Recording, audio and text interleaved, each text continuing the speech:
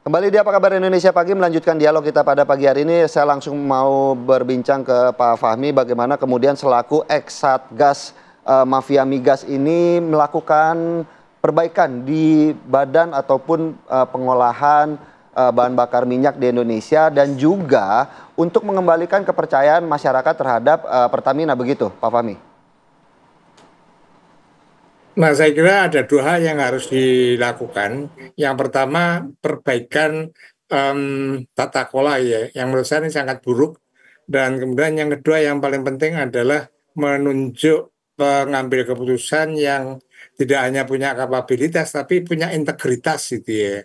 Nah, kalau itu terjadi, maka tidak akan pernah terjadi seperti yang sekarang ini gitu ya. Nah, dan yang paling penting juga sekarang ini ketidakpercayaan itu kan semakin meluas gitu ya. Saya juga agak heran tadi misalnya sepeda motor saja sudah antri di SPBU asing, yang ini sangat jarang terjadi gitu ya.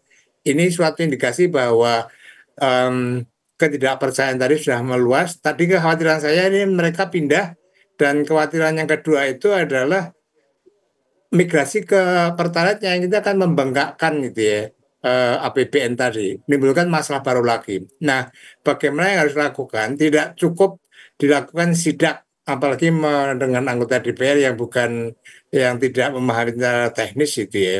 Maka yang harus dilakukan adalah adanya pengujian dengan menggunakan sampling yang representatif gitu ya. Kalau sidaknya itu hanya di 2-3 tempat, yaitu tidak representatif gitu ya. Nah, kemudian yang melakukan pengujian tadi itu juga di samping Lemigas itu perlu melibatkan pihak yang independen itu ya, apakah dari perguruan tinggi, dari ITB, dari UGM, saya kira mampu juga itu ya. Nah, kemudian melakukan pengujian dengan penetapan sampling yang secara metodologis itu memungkinkan tadi tidak hanya 2 orang gitu, 2 SPBU ini nggak representatif. Nah, kalau kemudian sudah Baik, Pak. dilakukan dengan metode yang benar, hasilnya itu baru diumumkan. Oh, ternyata memang hasil branding tidak ada di SPBU gitu ya. Atau kalau terbukti minyak blending tadi ada hasil SPBU, maka Pertamina harus Ya, konsekuen baik gitu Pak ya, Fahmi. dengan menarik Kami sudah seluruh menangkap bagaimana hasil blending tadi. penjelasan dari Pak Fahmi yang kemudian juga mengomentari ini masih kurang, pengambilan samplingnya masih Baik. kurang. Mungkin Bu Ratna ada tanggapannya, Bu, terakhir sedikit saja.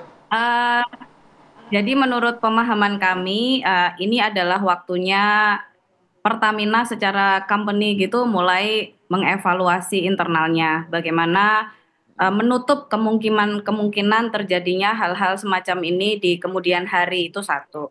Yang kedua, persis seperti tadi apa yang disampaikan oleh Pak Fahmi, bahwa memang betul tata kelola migas di Indonesia ini masih banyak sekali chaosnya gitu ya, Mas Philip dan Mbak Mala. Jadi mungkin melalui momentum ini adalah tepat sekali bahwa kita bisa menyegerakan revisi Undang-Undang Migas yang sejak keputusan MK di tahun 2012 sampai dengan saat ini itu sudah lama sekali dan sudah banyak yang tidak relevan begitu.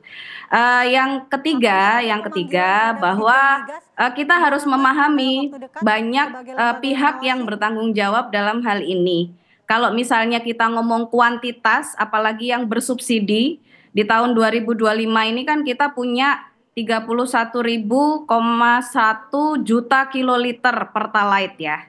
Dan itu kalau diekonomikan sudah 8,7 triliun. Dan kalau misalnya memang publik sudah mulai tidak percaya tentang kualitas Pertamax dan itu beralih ke Pertalite, maka akan jebol APBN kita, subsidi kita tidak akan mampu untuk menanggung ini.